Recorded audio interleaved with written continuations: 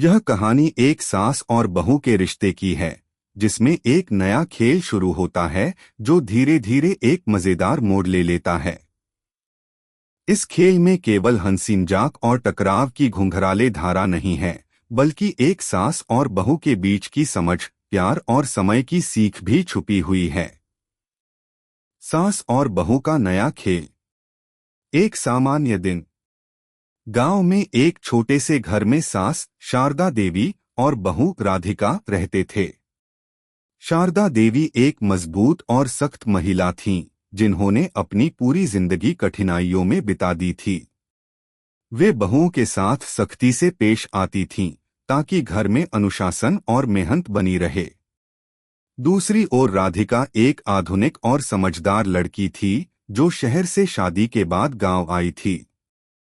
शारदा देवी और राधिका के रिश्ते में कभी कोई गहरी दोस्ती नहीं थी, लेकिन उनके बीच एक सामान्य समझ थी। एक दिन राधिका ने घर में एक नया खेल खेलने का विचार किया।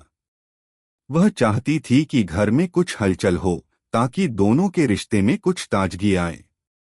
उसने शारदा देवी से कहा, माँ, आज हम कुछ नया करें, क्या आप तैयार हैं?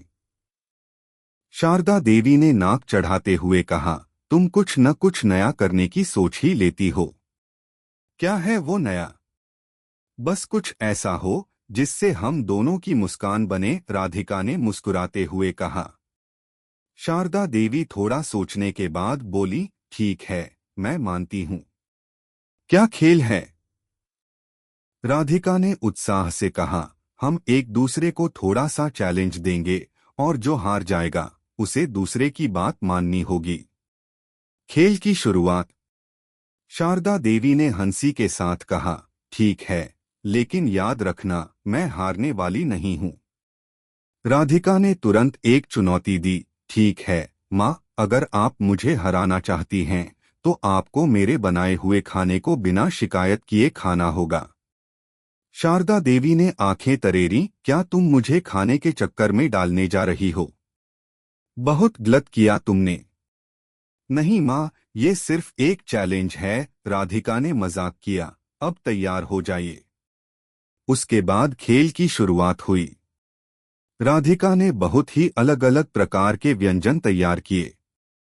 शारदा देवी को हमेशा पारंपरिक खाना पसंद था, लेकिन राधिका ने उनके सामने पूरी तरह से आधुनिक और अलग अलग स्वाद वाले व्यंजन रख दिए। शारदा देवी ने पहला पकवान चखते हुए कहा, ये क्या है? ये तो मुझे जरा भी पसंद नहीं आया। यह तो सिर्फ शुरुआत है माँ, अगले खाने को तो आप और भी ज्यादा पसंद करेंगे।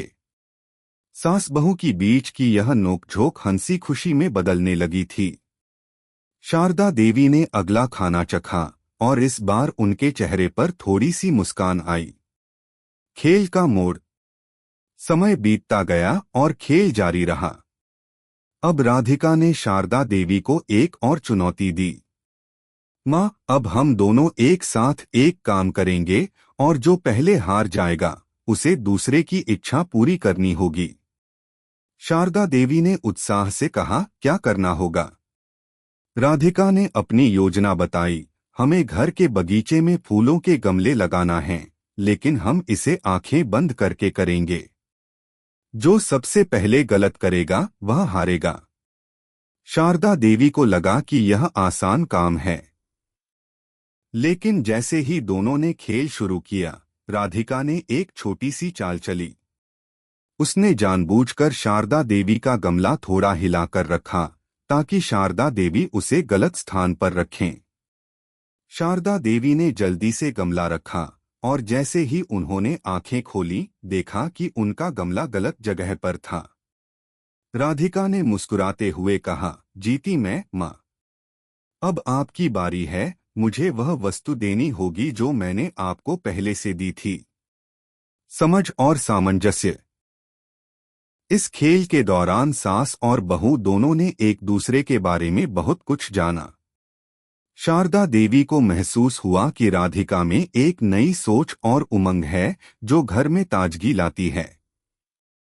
राधिका को यह समझ में आया कि शारदा देवी को अपनी मेहनत और परंपराओं पर गर्व है, और यह भी कि वह अपनी सख्ती के पीछे घर की भलाई चाहती हैं।